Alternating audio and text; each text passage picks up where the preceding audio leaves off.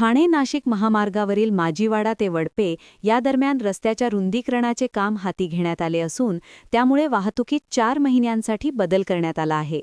हा बदल आज म्हणजेच 15 डिसेंबर 2025 पासून सुरू होऊन 9 एप्रिल 2026 पर्यंत लागू राहणार आहे. या रस्त्याचे काम सुरू असल्याने ठाणे, कळवा, भिवंडी, कल्याण आणि नवी मुंबईकडे जाणाऱ्या वाहन चालकांना पर्यायी मार्गांचा वापर करावा लागणार आहे.